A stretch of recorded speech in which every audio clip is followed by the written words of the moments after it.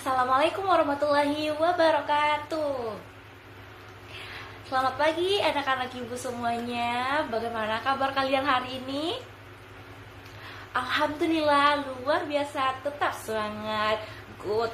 Nah, alhamdulillah kita masih diberikan kesehatan, kesempatan, dan tetap semangat untuk mengikuti pembelajaran kita hari ini. Oke, nah sekarang ibu mau kalian melihat kiri dan kanan kalian. Apakah bangkunya ada yang kosong? Ada yang kosong atau tidak? Oke, tidak. Berarti menunjukkan bahwa semua teman kalian hari ini hadir di kelas untuk mengikuti pembelajaran. Oke, karena semuanya sudah hadir, semuanya semangat, dan untuk lebih memperlancar kegiatan kita pada hari ini, kita harus berdoa. Sekarang silahkan ketua kelasnya maju ke depan dan memimpin temannya untuk berdoa. Oke, nah sekarang ibu mau tanya, hari ini kita belajar tentang apa sih? Materi apa? Mata pelajaran apa? Bagus sekali, mata pelajaran IPAS, ilmu pengetahuan alam dan sosial. Good. Nah sekarang ibu mau tanya, ada yang masih ingat pembelajaran kita pada mata pelajaran IPAS kemarin tentang apa? Ada yang bisa? Betul sekali. Jadi pembelajaran kita kemarin adalah tentang pemerintahan di daerahku. Ibu kemarin sudah menjelaskan materinya. Anak-anakku semuanya sudah melakukan berbagai kegiatan yang mengurutkan urutan pemerintahan dari terkecil ke terbesar. Ada yang masih ingat pemerintahan terkecil ke terbesar di daerahku ada apa? Oke, silahkan. Betul sekali. Jadi urutan pemerintahan di daerah kita yang terkecil adalah ketua RT atau RT RW, kemudian ada kelurahan atau desa, kemudian ada kecamatan dan kabupaten atau kota. Betul sekali. Nah, kelima, pemerintahan ini dipimpin oleh pemimpin yang sesuai, dan kemudian tentunya pemimpin itu harus memiliki tugas dan tanggung jawab. Nah, jadi sekarang kita akan mempelajari apa saja sih tugas dari pemimpin-pemimpin daerah di tempat kita, mulai dari yang terkecil ke terbesar.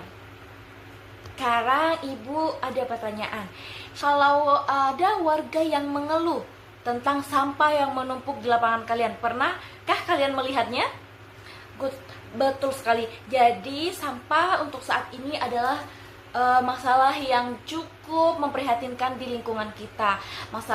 Sampah banyak menumpuk di berbagai tempat.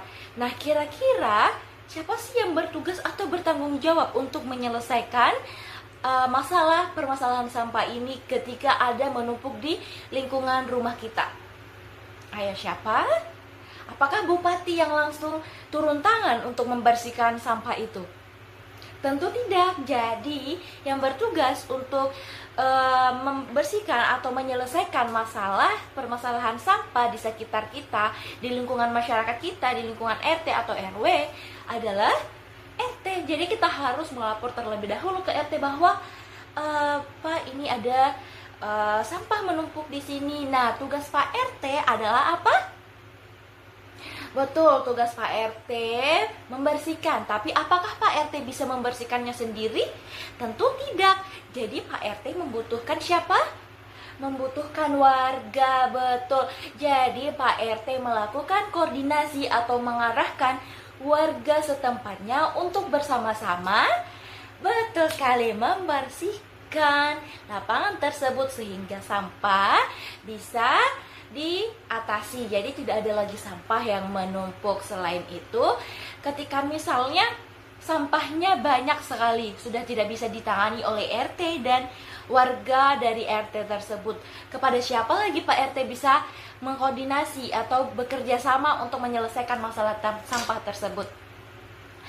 Sama siapa? Nah, jadi ketika Pak RT tidak bisa menyelesaikan masalah tersebut, maka dikoordinasikan, atau Pak RT bekerja sama dengan RW. Jadi RW, ketua RW lagi ini akan mengkoordinasikan beberapa RT dan warganya untuk melakukan kerja bakti. Jadi ada beberapa RT, ada banyak masyarakat yang bekerja sama, bergotong royong untuk membersihkan betul lingkungan tersebut sehingga bebas dari sampah. Nah, jadi anak-anak, tugas itu baru tugas RT dan RW. Selanjutnya kita akan membahas secara lebih lanjut apa-apa saja tugas dari RT selain tadi berkoordinasi dengan masyarakat setempatnya, apa tugas RW. Kemudian ada siapa lagi? Ada kepala desa atau lurah, kemudian ada Pak Camat, ada Bapak Bupati. Oke, sekarang Ibu harap anak-anakku semua dapat fokus melihat apa yang Ibu tampilkan di layar di depan kalian. Kita akan membahas apa-apa saja tugas dari pemimpin di daerah kita. Oke, sekarang kita ke pemimpin pertama, yaitu RT dan RW. RT dan RW ini terkecil apa terbesar di pemerintahan kita? Good. Dia adalah pemerintahan terkecil dan yang paling dekat dengan kita atau lingkungan keluarga kita. Nah, siapa yang memimpin RT dan RW? Ketua RT dan ketua RW. Sekarang coba kita lihat apa saja tugas dari RT dan RW ini. Oke, yang pertama, RT dan RW adalah sarana komunikasi dua arah antara masyarakat dan kelurahan atau desa. Nah, jadi ketua RT dan ketua RW ini akan menyampaikan aspirasi atau menyampaikan keluhan-keluhan dari masyarakat ke kelurahan atau ke desa. Kemudian ketua RT dan ketua RW ini bertugas untuk mendata kependudukan masyarakatnya dan juga melayani administrasi. Nah, contohnya mengurus keperluan warga. Nah, keperluan warga ini apa saja? Dia membuat surat keterangan. Keterangan apa? Biasanya keterangan domisili. Keterangan domisili itu adalah keterangan tempat tinggal masyarakat tersebut tinggal di mana. Kemudian membantu keamanan lingkungan. Kemudian mengadakan pertemuan warga. Nah, pertemuan warga ini biasanya untuk membahas apa-apa saja yang ada di lingkungan mereka, atau misalnya ada permasalahan, salah satunya tadi seperti ada kegiatan untuk bekerja sama, bergotong royong untuk membersihkan lingkungan dari tumpukan sampah. Nah, itu tugas RT dan RW. Selanjutnya kita ke tugas lurah dan atau kepala desa. Nah, yang pertama, melakukan kegiatan pemberdayaan masyarakat, kemudian melakukan pelayanan masyarakat, dan ketiga adalah memelihara ketentraman dan ketertiban umum. Ibu seperti apa contohnya? Nah, contohnya yang pertama itu melayani administrasi warga. Jadi, ketika kalian ingin membuat KTP dan kartu keluarga, nah, anak-anakku semuanya saat ini kan belum memiliki KTP. Jadi ketika nanti usianya sudah memasuki atau memenuhi syarat untuk membuat KTP, jadi kita akan pergi ke kepala desa atau kantor lurah untuk membuat KTP tersebut. Nah, untuk membuat biasanya surat mengantar untuk membuat KTP. Kemudian ada surat perizinan. Nah, perizinan ini biasanya seperti ingin izin untuk membuka usaha di lingkungan masyarakat, kemudian mengelola dana desa. Dana desa ini untuk pembangunan apa saja yang akan dibangun di daerah kalian, di desa kalian. Kemudian memimpin pembangunan desa dan kelurahan. Jadi yang memimpin desa dan kelurahan adalah Pak Lurah dan Pak Desa. Jadi tugasnya sebagai memimpin daerah tersebut. Ada yang mau ditanyakan anak-anakku semuanya? Oke, tidak lagi. Kita lanjut ke camat. Camat memimpin wilayah apa?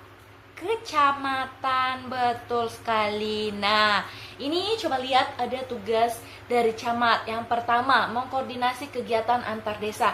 Nah, camat ini kan memimpin beberapa desa. Jadi kecamatan itu terdapat beberapa desa. Jadi tugas camat mengkoordinasi kegiatan yang akan dilakukan oleh beberapa desa atau beberapa kelurahan. Kemudian yang kedua, melayani masyarakat tingkat kecamatan.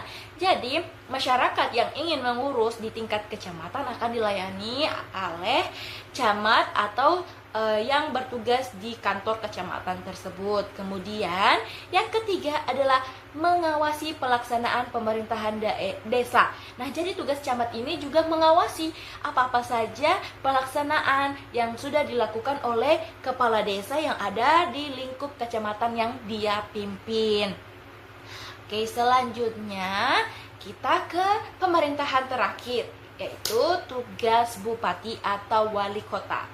Nah, yang pertama, memimpin pemerintahan daerah dan membuat peraturan daerah. Jadi itu adalah tugas dari bupati dan wali kota. Kemudian, yang kedua, melindungi semua anggota masyarakat di daerahnya. Jadi bupati bertanggung jawab untuk melindungi semua anggota masyarakat, dari yang terkecil tadi yang dipimpin oleh RT hingga yang paling terbesar.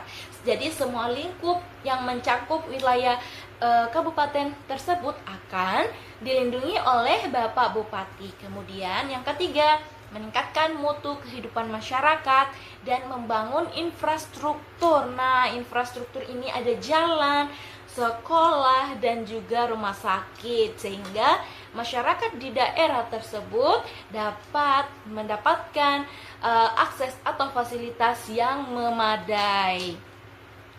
Oke. Nah, itu adalah tugas dan tanggung jawab dari pemerintahan di daerah kita, dari yang terkecil sampai yang terbesar. Sekarang, Ibu akan membagi kalian ke dalam beberapa kelompok. Nah, nanti dalam kelompok itu kita akan melakukan diskusi. Oke, silakan duduk. Ini kelompok ini, silakan duduk.